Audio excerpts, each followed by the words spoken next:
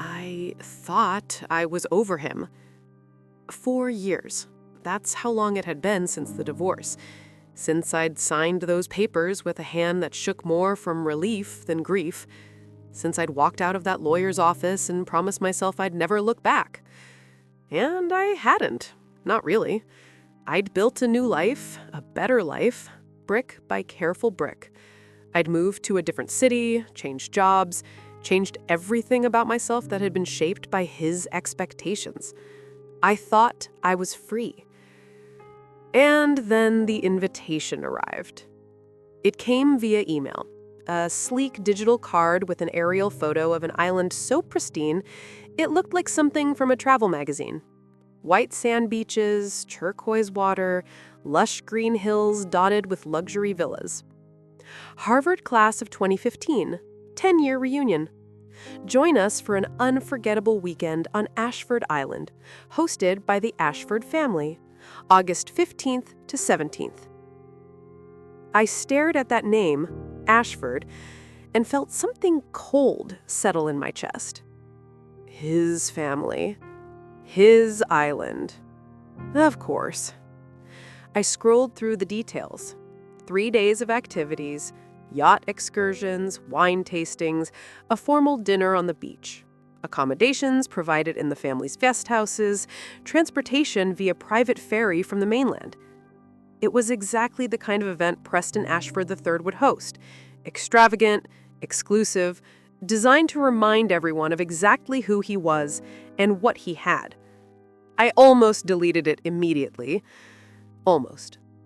But then I saw the list of attendees who'd already RSVP'd. Names I hadn't heard in years.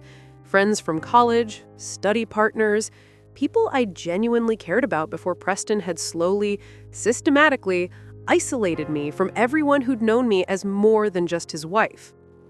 Sarah Chen had confirmed. Marcus Williams. Even quiet, brilliant Amy Rodriguez. I missed them. I'd lost touch with so many people during my marriage, too embarrassed to explain why I'd stopped showing up to gatherings, why I'd grown quiet and small, why I'd disappeared into Preston's shadow. Maybe this was a chance to reconnect, to show them I'd survived, to prove, to myself more than anyone else, that I'd moved beyond that chapter of my life. I hovered my cursor over the RSVP button. Then my phone buzzed with a new message. From Preston. My stomach dropped. We hadn't spoken directly in years, not since the divorce was finalized. All our post-marriage communication had been through lawyers, brief and impersonal. But there was his name on my screen, and against my better judgment, I opened it. Hey, saw you got the reunion invite. I'll understand if you don't come. I know the island can feel overwhelming for someone like you. No pressure either way.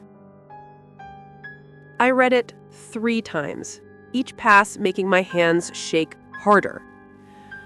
Overwhelming for someone like you. I knew exactly what he meant. I remembered every time he'd said something similar, every casual dismissal wrapped in false concern. The charity gala might be too formal for you. My family's yacht club has very specific dress codes. You might not be comfortable. This restaurant is a bit sophisticated for your tastes. Always phrased as protection, always delivered as if he were doing me a favor by managing my expectations, by preparing me for environments where I supposedly wouldn't fit in. But what he'd really been saying every single time was, "You're not good enough. You don't belong. You'll embarrass yourself and me if you try." I stared at that message, feeling years of healing crack open like a poorly set bone. Someone like you, as if I were still that girl he'd married, that girl who'd believed him when he said she needed to change, to improve, to become worthy of his world. I set my phone down with trembling hands. My husband, David, looked up from his book. "Everything okay?" I'd been staring at my screen for so long he'd noticed the shift in my energy. "College reunion invite," I said, trying to keep my voice neutral, "on Preston's family island. David's expression shifted. Not jealous, not threatened, but concerned. He knew the broad strokes of my first marriage. He knew Preston had hurt me in ways that left scars even time couldn't fully erase. "Are you thinking of going?" he asked carefully. "I was," I said. But then Preston sent me a message. I handed David my phone, watched his jaw tighten as he read it. "He's still doing this?" David said quietly. It wasn't a question. I nodded, feeling tears prick my eyes. I thought I was past caring what he thinks. I thought I'd moved on. "You have moved on," David said firmly. "But that doesn't mean his words can't still hurt. He spent years conditioning you to doubt yourself. That kind of damage doesn't disappear overnight." I took a shaky breath. Maybe I shouldn't go. Maybe it's not worth it. David set down his book and moved closer, taking my hand. Or maybe it is worth it. Maybe this is your chance to close that chapter for good. By avoiding him? No, David said, a small smile playing at his lips. By showing him exactly who you've become. I looked at him, this man who'd spent 3 years proving that love didn't have to come with conditions, that partnership meant equality, that I was enough exactly as I was. "What are you suggesting?" I asked. "I'm suggesting," he said, squeezing my hand, "that we RSVP yes together, and we show up in a way that makes it very clear you're not the woman he remembers." My heart started pounding. "David, you've worked so hard to get where you are. You've built an incredible career. You've healed. You've grown. Why should he get to keep you small in his mind? Why should he get to send you dismissive messages and have you accept them? Because showing up feels like proving something to him, and I don't want to give him that power. Then don't go for him. Go for yourself. Go for the friends you miss. Go because you deserve to stand on that island and take up space without apology."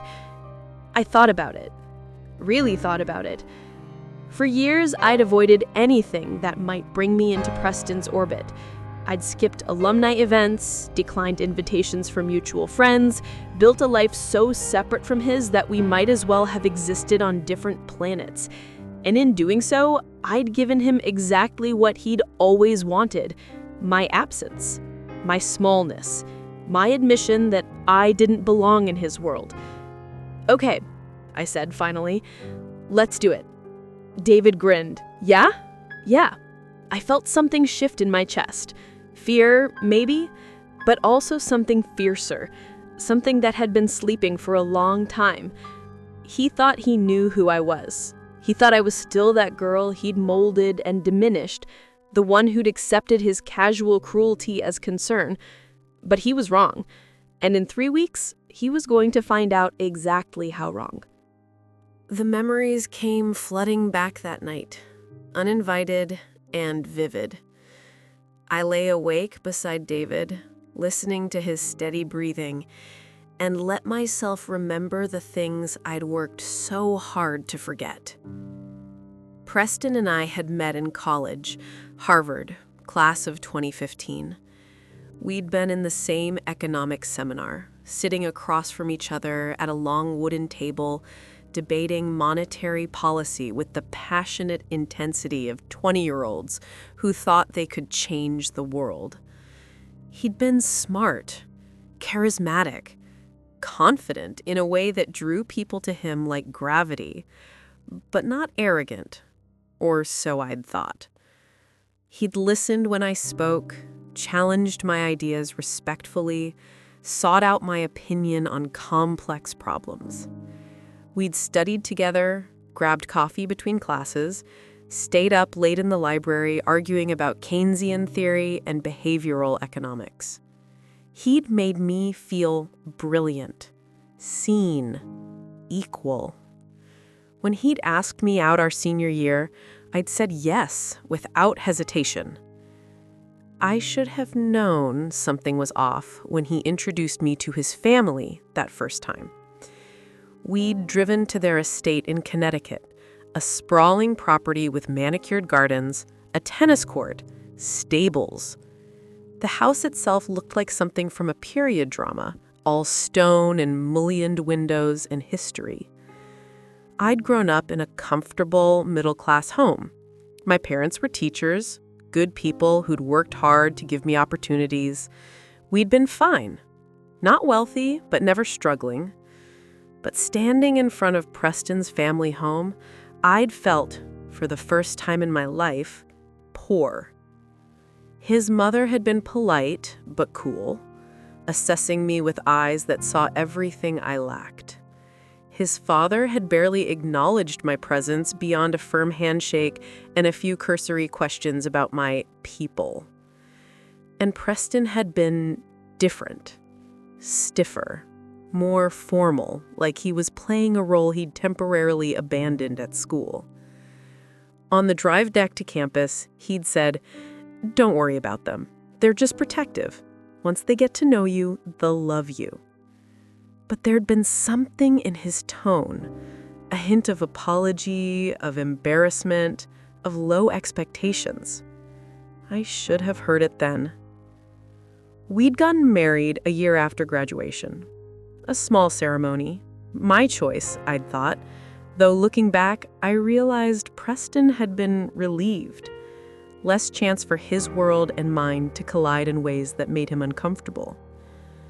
The first year had been okay. We'd both been working, me at a small consulting firm, him at his family's investment company. We'd lived in a nice apartment in Boston, split the bills, functioned like a normal young married couple. But slowly, almost imperceptibly, things had shifted. It started with clothes. "We're going to the Hendersons for dinner," Preston had said one evening. "You might want to change." I'd been wearing a simple black dress. Nothing fancy, but appropriate. "What's wrong with this?" "Nothing's wrong," he'd said quickly. "It's just the Hendersons are particular, very old money. I don't want you to feel out of place." "I won't feel out of place. Just trust me on this. Wear the navy one, the one my mother bought you."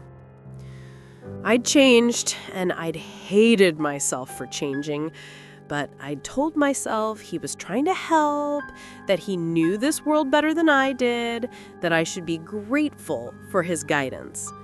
The comments multiplied. "Maybe skip the wine tasting at the office party. I know you're not really into wine." I'd loved wine, but I'd made the mistake of admitting once that I couldn't tell the difference between a $20 and $200 bottle. "The yacht club is having a regatta. I'm going with my college friends. You'd probably be bored." Translation: you wouldn't fit in, and I don't want to explain you. My family does Christmas in St. Bart's. It's probably better if I go alone this year. You have that work project anyway, right? I hadn't had a work project. He'd just decided I didn't belong in his family's Caribbean villa. Every exclusion had been wrapped in false concern. Every dismissal had been framed as protection. And because he'd never been overtly cruel, never raised his voice or called me names, I'd accepted it. I'd even started to believe it. Maybe I wasn't sophisticated enough for his world. Maybe I would embarrass myself at these events. Maybe he was doing me a favor by managing my access to his life.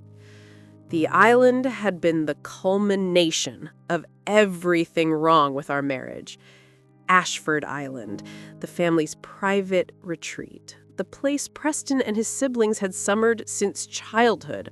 I'd heard about it constantly, stories from his youth, photos from family gatherings, plans for future trips. But he'd never invited me. Not once in 5 years of marriage. "It's not really your kind of place," he'd said when I'd finally asked why. "Very isolated, no Wi-Fi, nothing to do except sail and sit on the beach.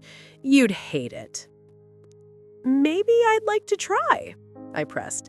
Trust me, you wouldn't. The island it's my family's space.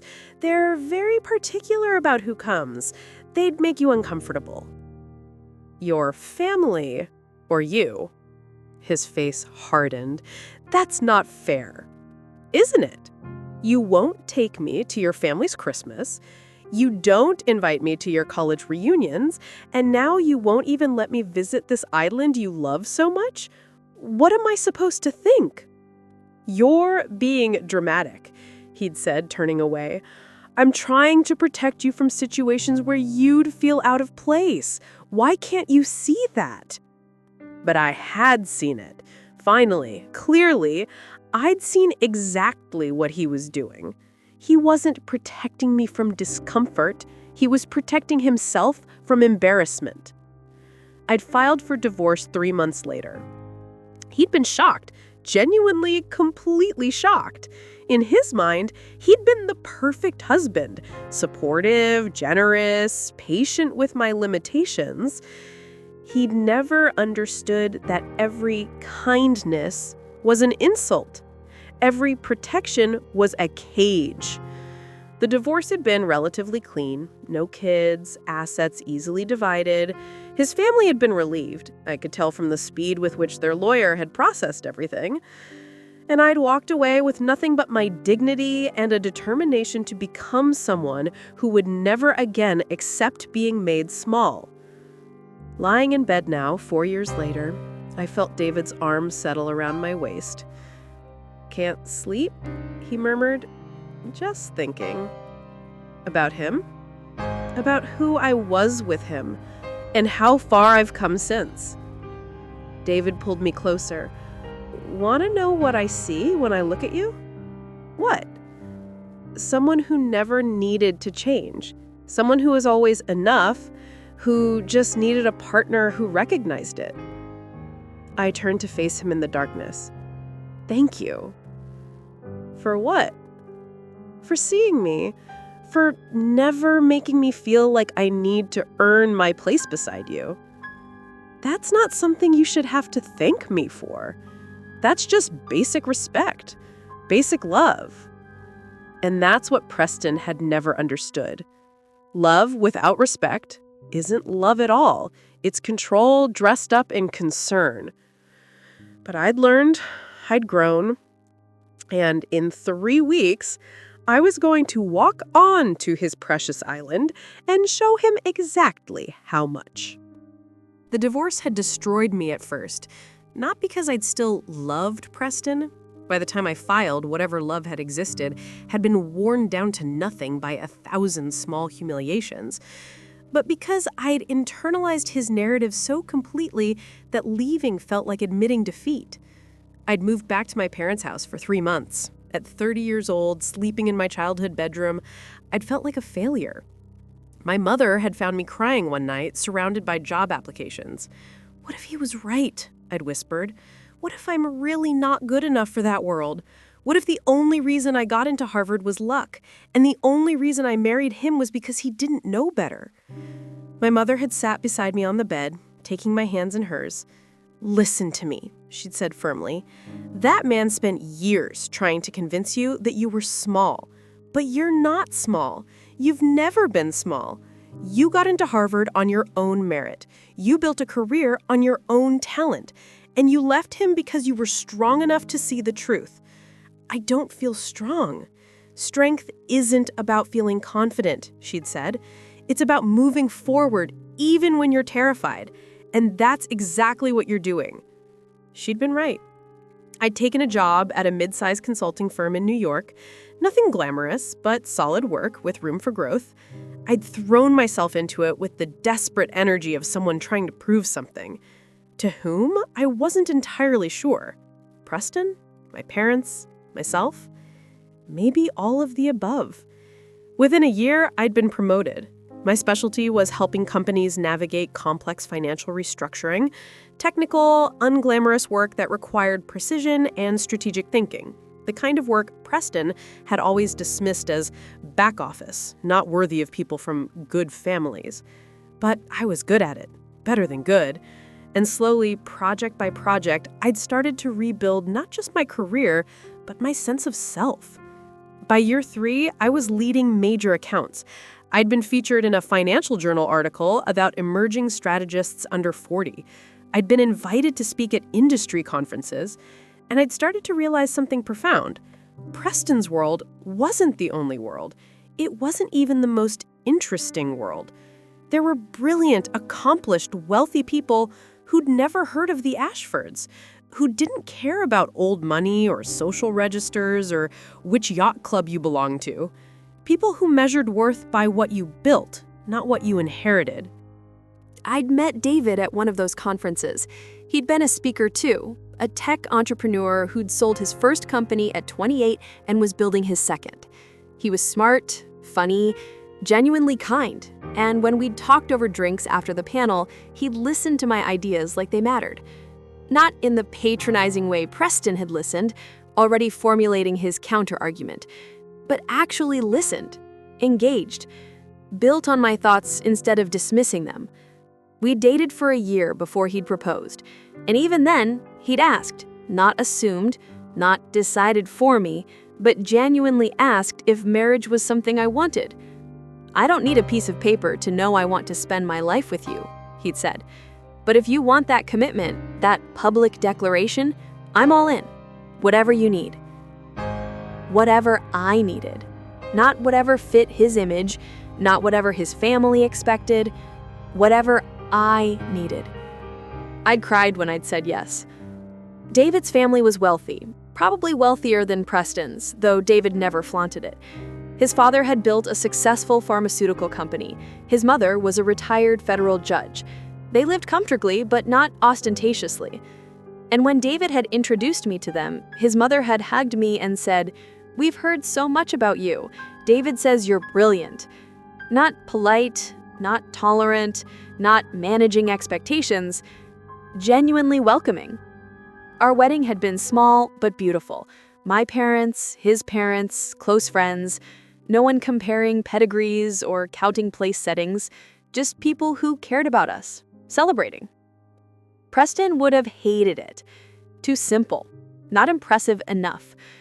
And that's how I'd known it was perfect. David and I had built a life together that was fully, authentically ours. We lived in a beautiful brownstone in Brooklyn, his, technically, from before we'd met, but he'd insisted on putting both our names on the deed. "What's mine is yours," he'd said simply. That's what partnership means. We traveled when we wanted to, entertained when we felt like it, worked hard, and never apologized for either our success or our choices. And David had a yacht. Not for show, he wasn't that kind of wealthy, but because he loved sailing, loved the freedom of it, loved being on the water. It was his retreat, his meditation, his joy. When I'd first seen it, a sleek 60-foot sailing yacht named Meridian, I'd been intimidated. It reminded me too much of Preston's world, of spaces I supposedly didn't belong in. But David had taken my hand and said, "Want to learn to sail?" Not "let me show you," or "you'll probably find this boring," just want to learn. And I'd learned. Over months and then years, I'd learned to handle the rigging, to read the wind, to navigate. David had been patient, encouraging, never condescending. Now I loved it. Loved the feeling of the wind and the water, the challenge of working with David to move this complex machine through the sea. The yacht was freedom. It was possibility. It was proof that I belonged anywhere I chose to be. And now, sitting at our kitchen table with the reunion invitation in front of me, I realized we could take the Meridian to Ashford Island. "David," I said slowly, "how far is Ashford Island from here?" He looked up from his laptop. "Maybe 6 hours by boat." "Why?" I met his eyes. "What if we sailed there?" Understanding dawned on his face. The reunion. Preston's message said the island was overwhelming for someone like me. He's expecting me to show up on the public ferry, if I show up at all, probably hoping I'll feel small and out of place. "But if you arrive on your own yacht," David said, a smile spreading across his face, "you control the narrative." Is that terrible? Is that petty? Maybe a little, but also kind of perfect. He spent years trying to make you feel less. You're not showing off, you're just showing up as who you actually are. As who I have become, I corrected. No, David said firmly, as who you always were. You just finally have a partner who sees it. I thought about it, about the image of sailing into Ashford Island on our own boat, not trying to impress anyone, but also not hiding the life I'd built, not proving anything to Preston, just existing, fully and unapologetically in a space he'd once told me I didn't belong. Okay, I said, let's do it. Let's sail to the reunion.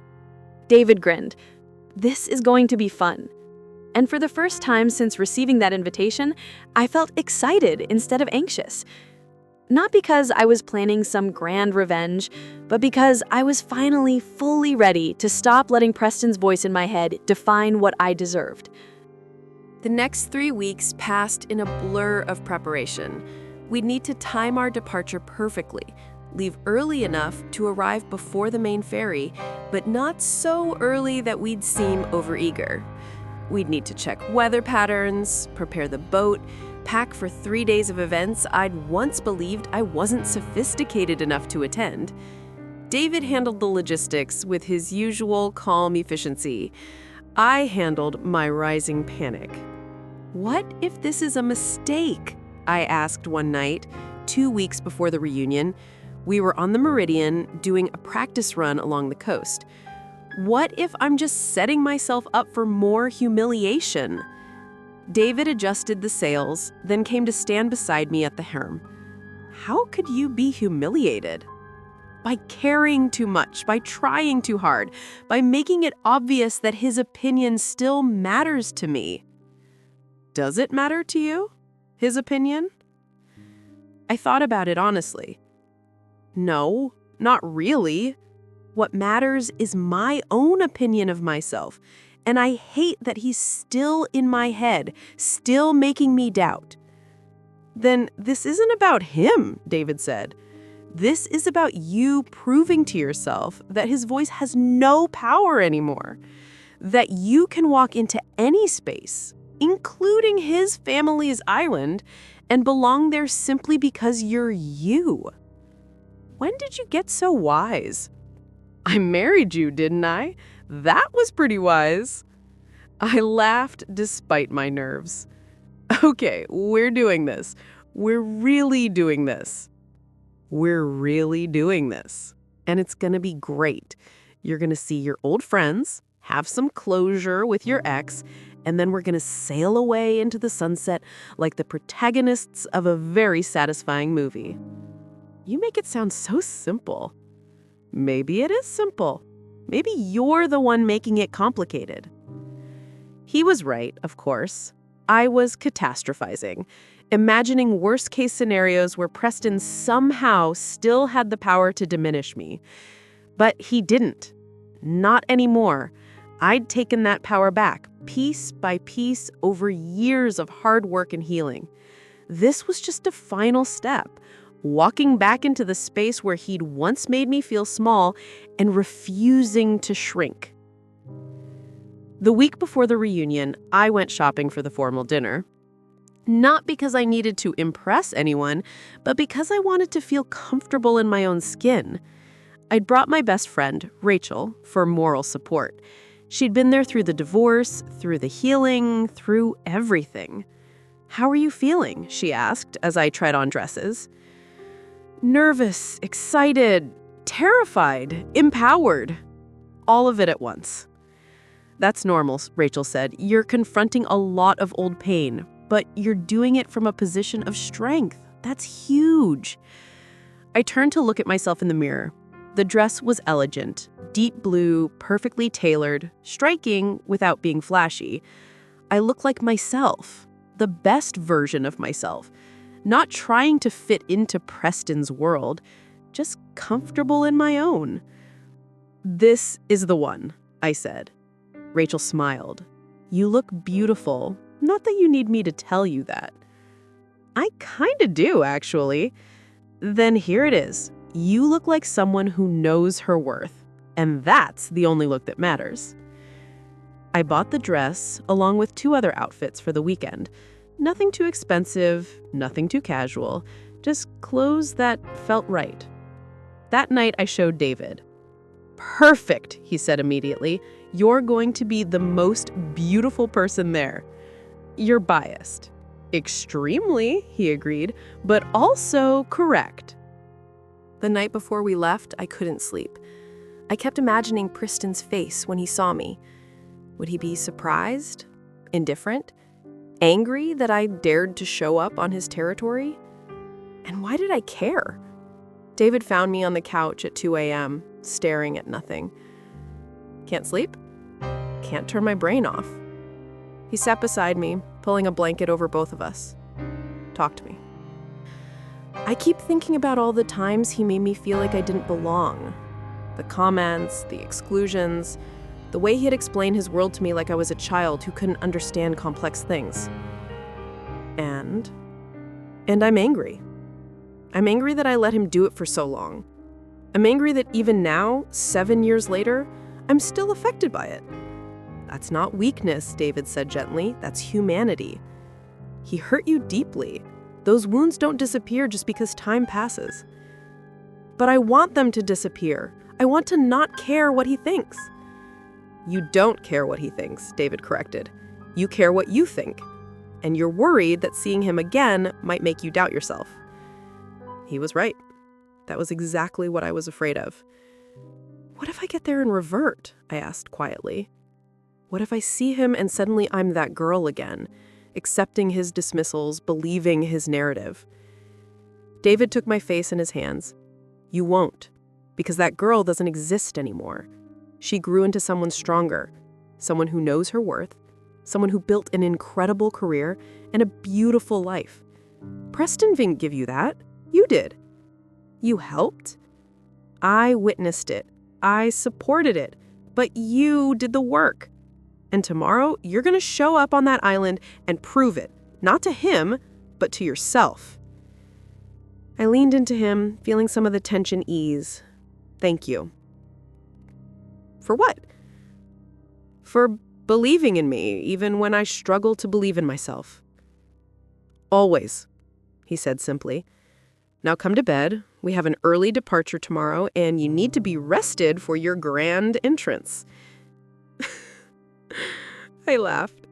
"It's not a grand entrance, it's just an entrance."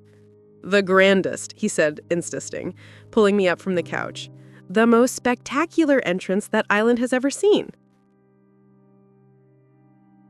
And as I followed him to bed, I felt something shift inside me. This wasn't about revenge. It wasn't about proving Preston wrong. It wasn't even about closure. Not really. It was about freedom. The freedom to walk into any space without apology. The freedom to take up room in the world. The freedom to be fully, authentically myself without worrying whether I was sophisticated enough, polished enough, worthy enough. Because I was enough. I'd always been enough. And tomorrow I was going to prove it. Not to Preston, to myself. The morning of August 15th dawned clear and bright. Perfect sailing weather. We left Brooklyn at 5 a.m., the city still mostly asleep, the water calm and dark. David handled the initial navigation while I made coffee in the yacht's small galley, my hands steadier than I'd expected. "Ready for this?" he called up to me. "Ready as I'll ever be." The sail was smooth, peaceful. We didn't talk much, just existed together, and that companionable silence that comes from years of knowing someone. I watched the coastline slip past, felt the sun rise and warm my face, and tried to quiet the nervous energy building in my chest. Around 10 a.m., David checked the GPS. 2 hours out, my stomach flipped. "Okay. You good?" "Yeah, just processing."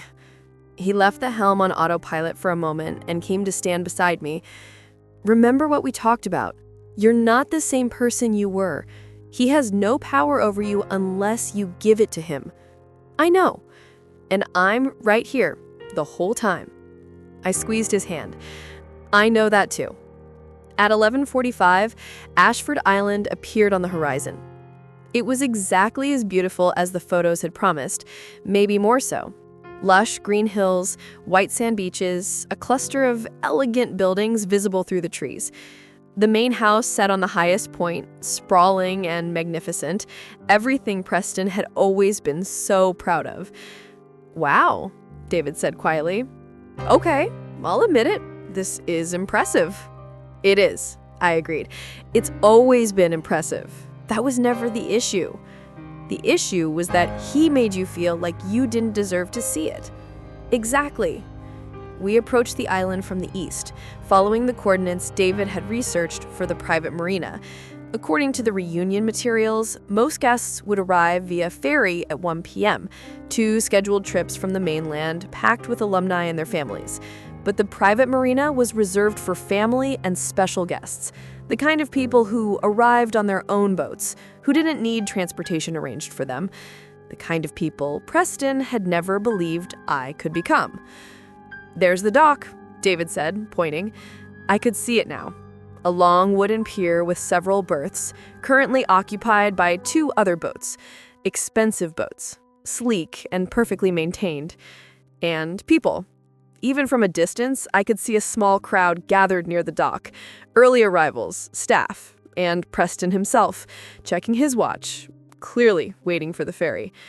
My heart started pounding. Oh, God, everyone's going to see us arrive.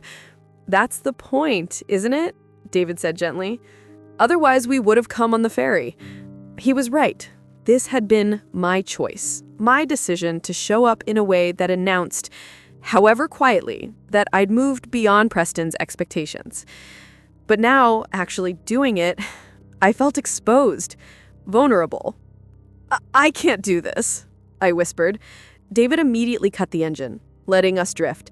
He turned to face me fully, his hands on my shoulders. "Yes, you can. But if you really don't want to, we'll turn around right now. We'll sail to the next island, spend a beautiful weekend alone, and forget this reunion exists. I'll support whatever you choose." I took a deep breath, looking at this man who'd given me 3 years of unconditional support, who'd never once made me feel less than, who was offering to turn this boat around with no judgment whatsoever. And I realized I didn't want to turn around. Not because I wanted to impress Preston, not because I wanted revenge, but because I'd worked too hard to still be running from his shadow. "No," I said, my voice steadier. "I want to do this. I need to do this." David smiled. "Then let's go show them who you are." He restarted the engine and we glided towards the dock. I could pinpoint the exact moment they noticed us. We were maybe 100 feet out when someone on the dock pointed. Conversations paused, heads turned. Preston's back was to us, but I saw his new wife, Madison, I'd learned from social media, tap his shoulder and gesture toward the water. He turned, and even from that distance, I saw him freeze. "Here we go," David murmured beside me.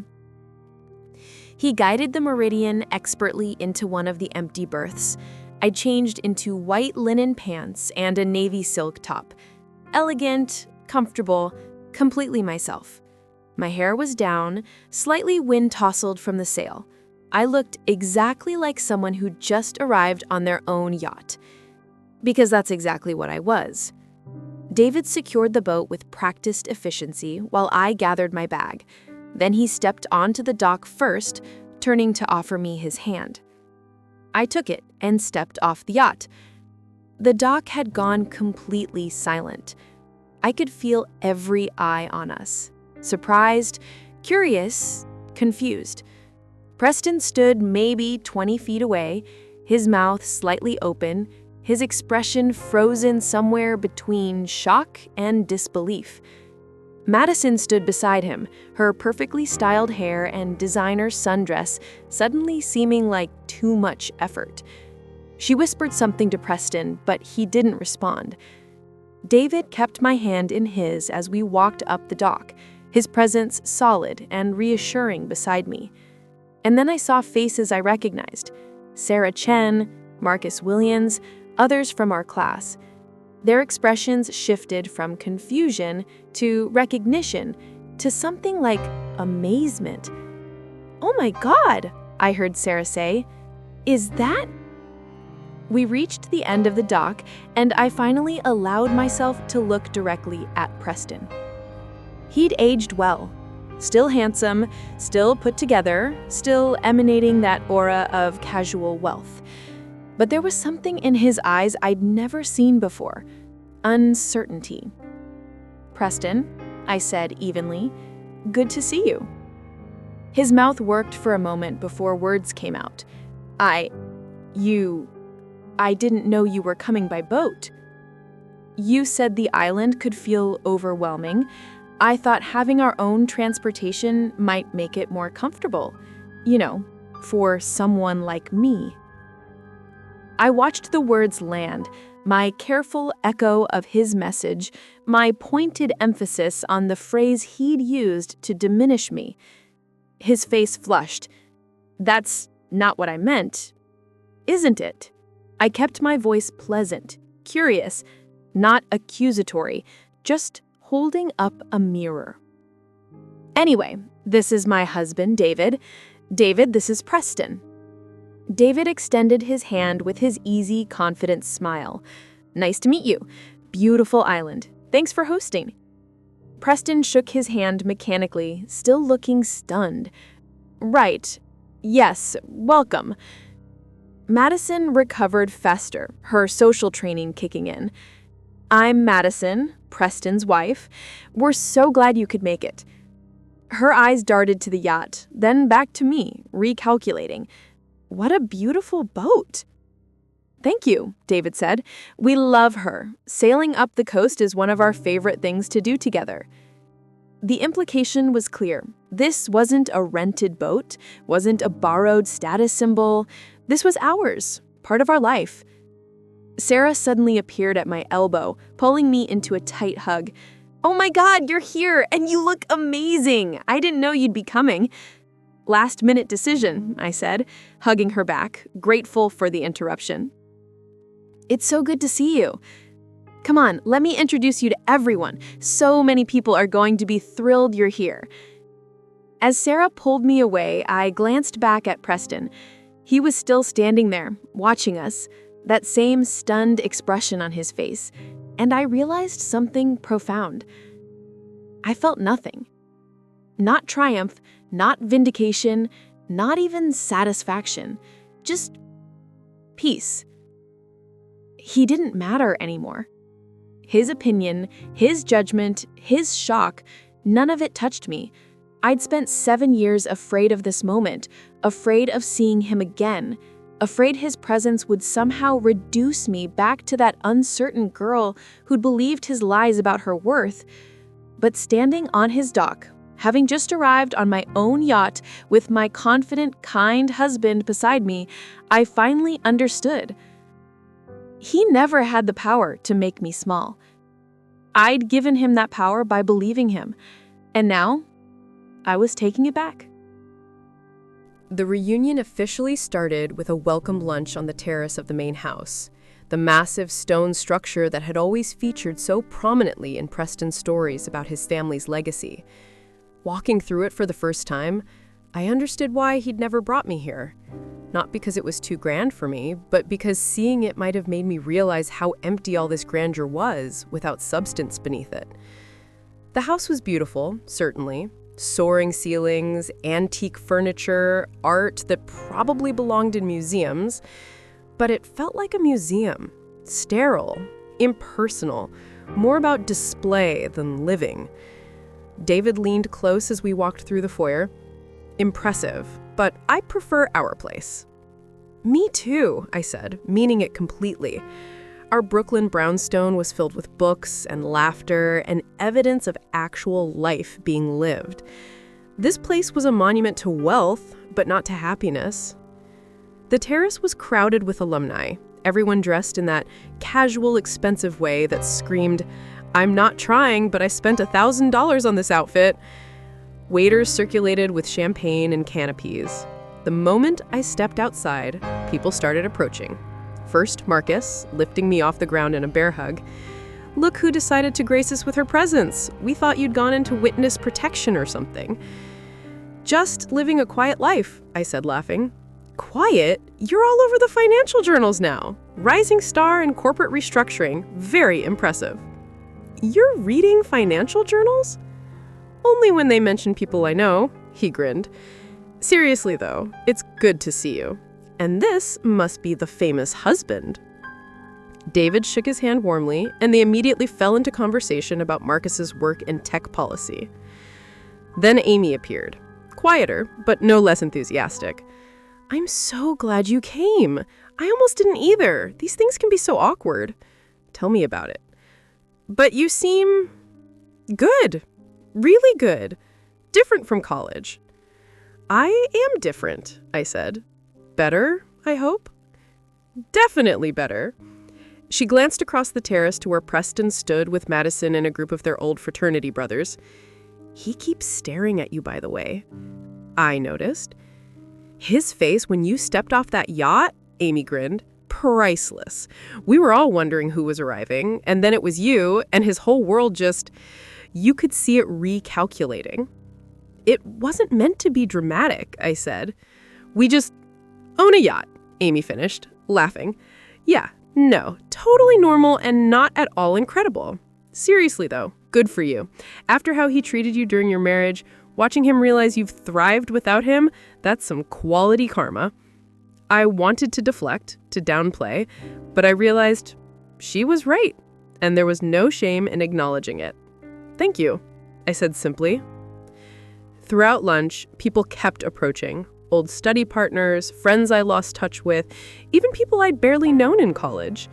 They all had the same energy, surprised, impressed, curious about my life now.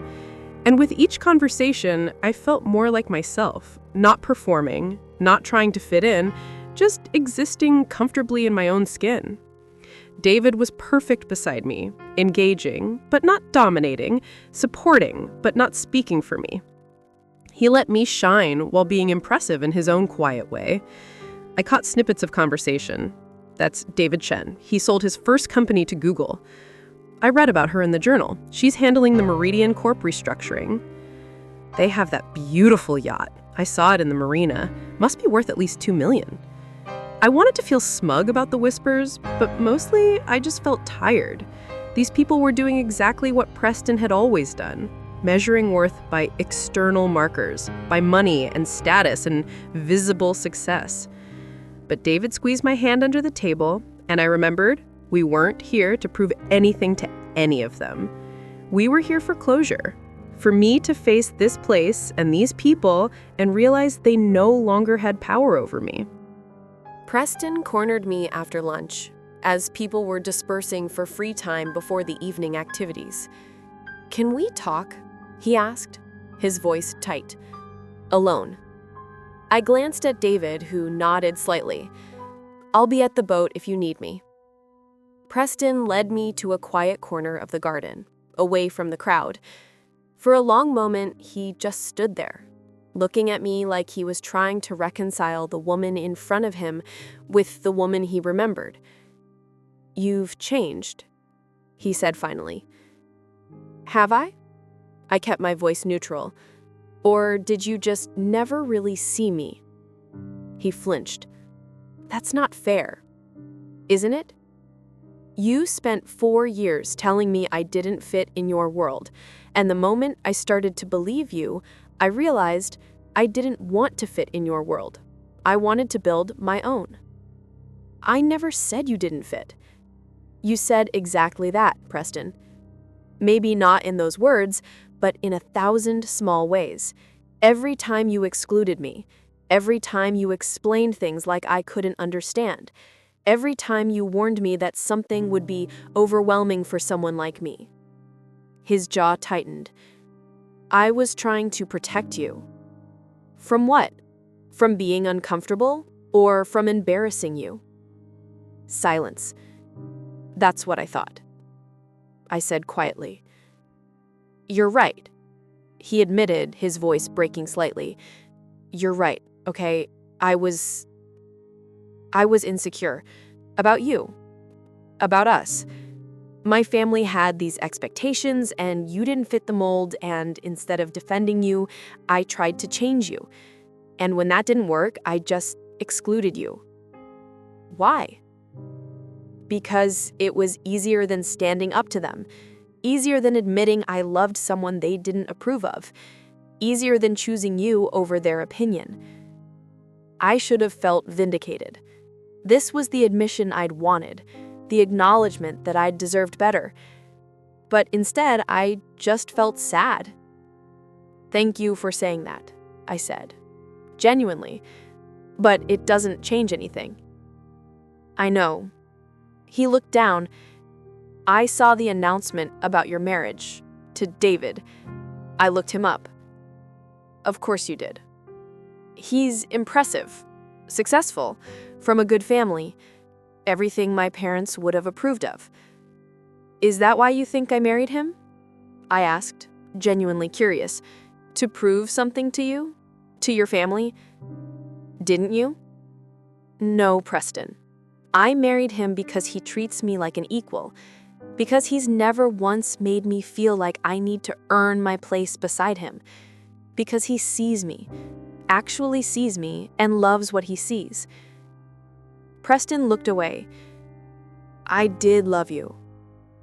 Maybe, but you didn't respect me, and without respect, love is just possession. That's not... It is, I said firmly.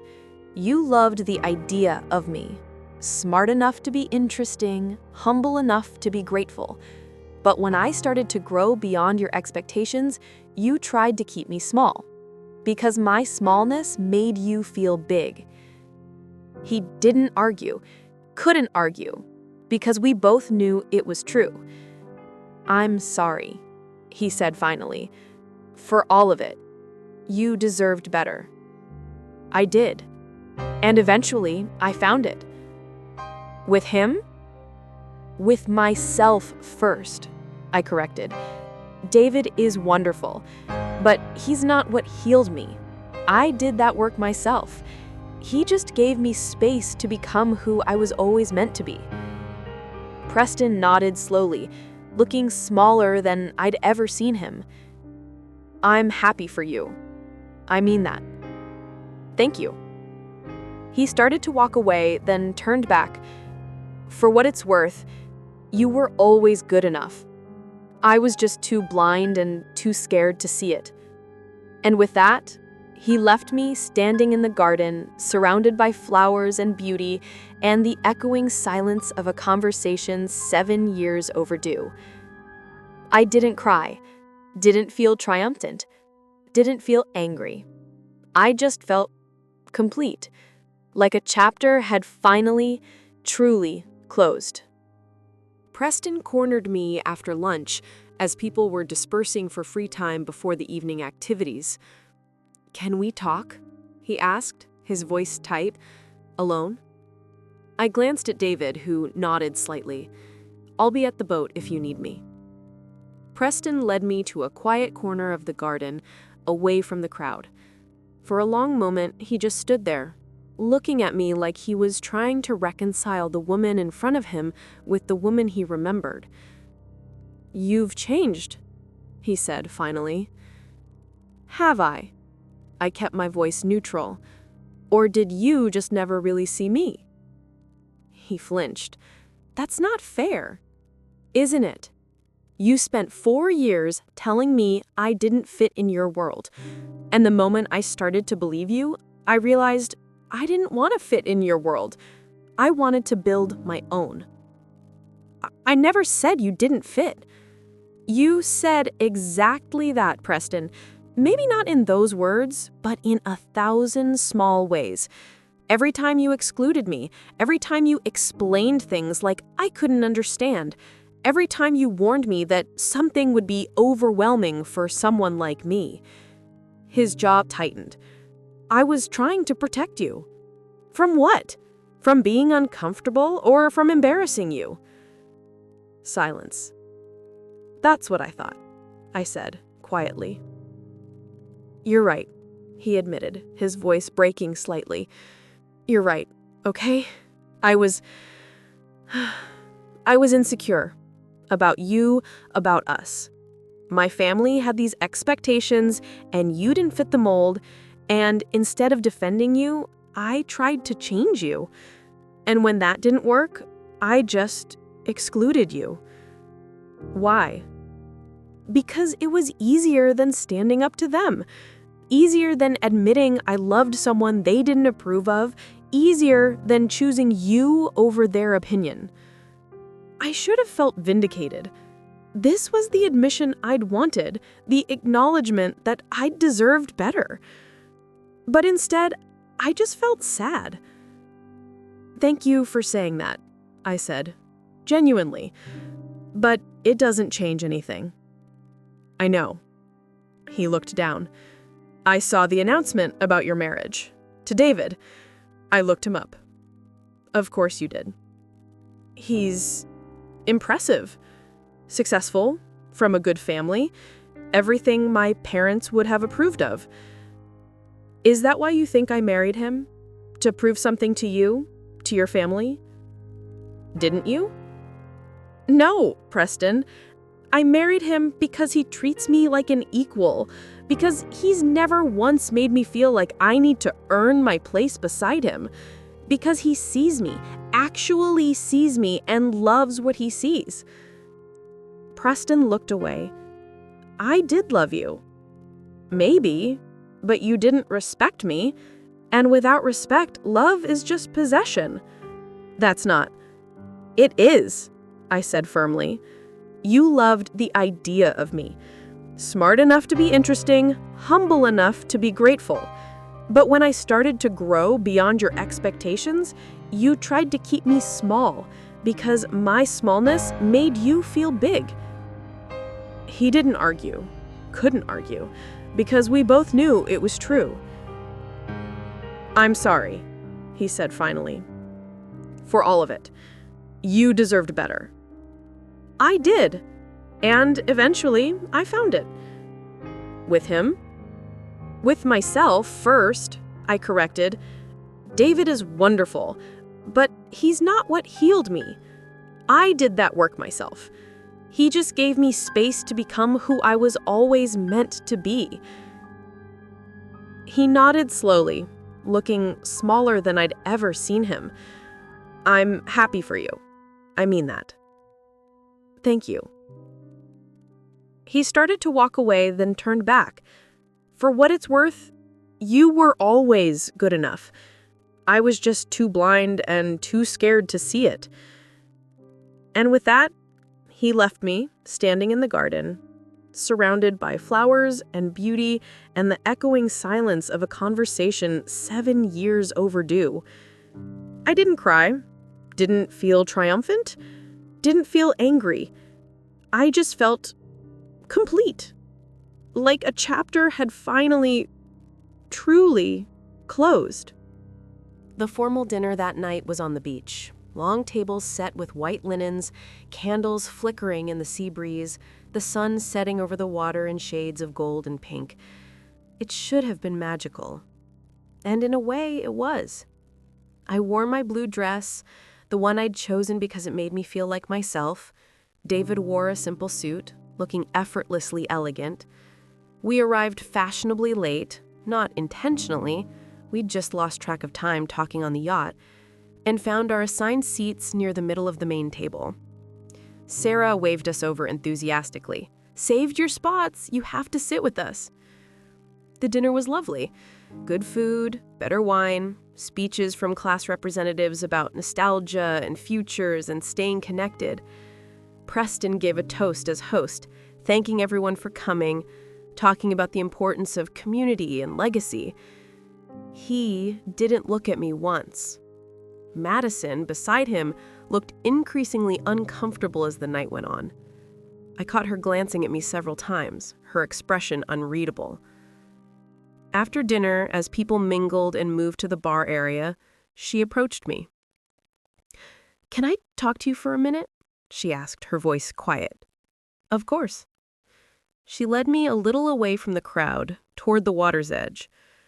For a moment, she just stood there, looking out at the dark sea. "He told me you were different," she said finally. "From college. He said you'd struggled after the divorce, that you'd had a hard time moving on." "Did he?" "But that's not true, is it?" "No, it's not." She nodded slowly. I think he needed to believe that you were still hung up on him, that leaving you was the right choice. "Why are you telling me this?" She looked at me then, and I saw something raw in her expression. "Because I'm starting to realize he tells me the same kinds of things he told you, about how I don't understand his world, about how I need to change to fit in with his family. And watching you tonight, confident, successful, clearly happy, I realized the problem was never you. It was him." I didn't know what to say to that. "I'm not leaving him," she continued quickly. "At least not yet. But thank you for showing me that there's another way, that you can be strong enough to walk away when someone makes you feel small." "Madison," I said gently, "you don't need my permission or my example. You need to trust yourself. But for what it's worth, you're right. The problem was never me, and it's not you either." She nodded, tears in her eyes, then squeezed my hand briefly before walking back toward the party. I stood there for a moment, watching the waves, feeling the cool breeze on my face. David appeared beside me. "Ready to go?" "Yeah," I said. "I think I am."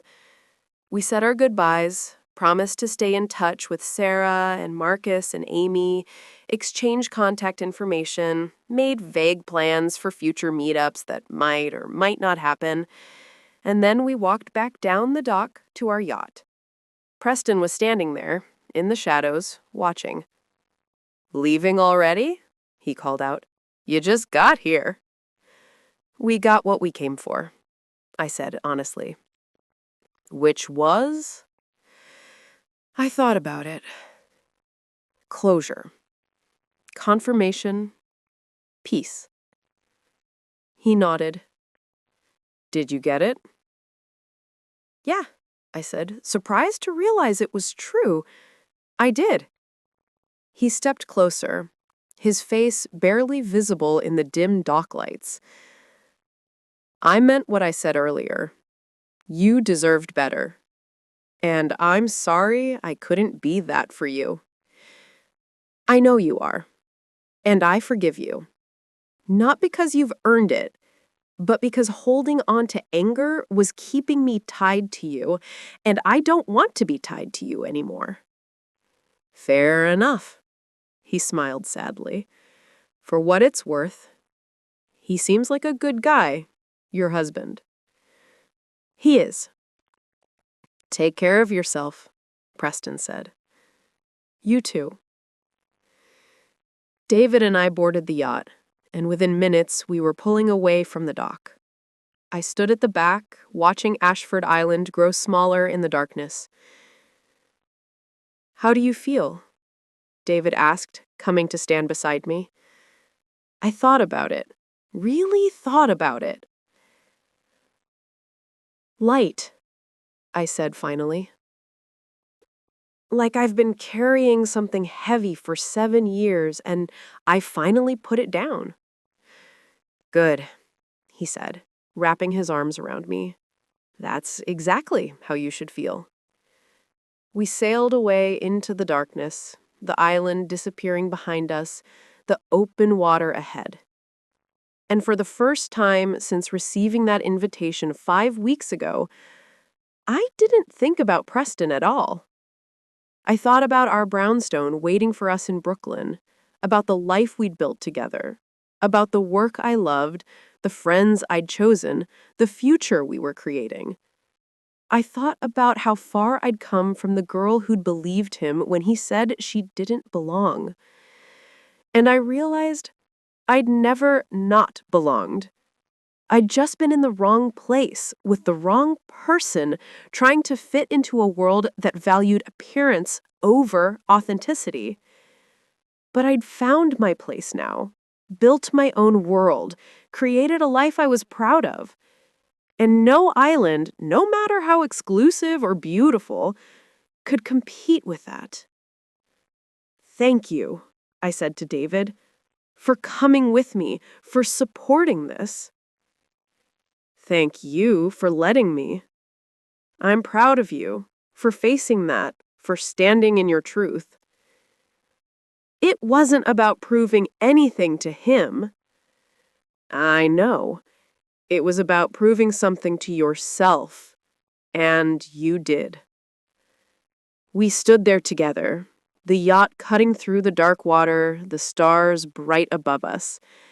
And I felt, for the first time in longer than I could remember, completely free. 2 weeks after the reunion, I got a message from Sarah. Apparently, Madison left Preston, moved out the day after the reunion. The rumor is she told him she refused to end up like you, belittled and small. Except she got it wrong. You were never small. He just tried to make you that way. Thanks for showing up. You reminded a lot of us what strength looks like. I showed the message to David. How do you feel about that? He asked. Sad for her, I said honestly. I hope she finds what she's looking for. I hope she learns what I learned, that you don't need someone else to validate your worth. And Preston? I thought about it. I hope he learns something too. I hope he realizes that trying to diminish other people doesn't make you bigger. It just makes you lonely. David pulled me close. Very wise, very mature. I'm evolving, I said with a smile. You've always been evolved, he corrected. You just needed time to see it. A month later, Amy called to tell me she was organizing a smaller reunion. Just the women from our study group. No partners, no pressure. Would you come? She asked. I think we'd all love to catch up properly, without all the performance. I'd love that, I said. And I meant it. Because that's what I'd learned from the whole experience. The right people, the right spaces, the right relationships don't require you to perform or prove or diminish yourself. They just let you exist, fully and authentically, exactly as you are. Preston had tried to convince me that I needed to change to belong in his world. But the truth was simpler. I didn't need to change. I didn't need his world. I just needed to find my own. And I had. Not by arriving on a yacht or wearing the right dress or impressing the right people, but by doing the quiet, difficult work of believing in myself when no one else did, of rebuilding my life piece by piece, of choosing a partner who saw me as equal, of standing in spaces that once intimidated me and refusing to apologize for existing. That was the real victory. Not the shock on Preston's face or the whispers at the reunion or the satisfaction of proving him wrong, but the peace of knowing I'd always been enough and the freedom of finally, truly believing it.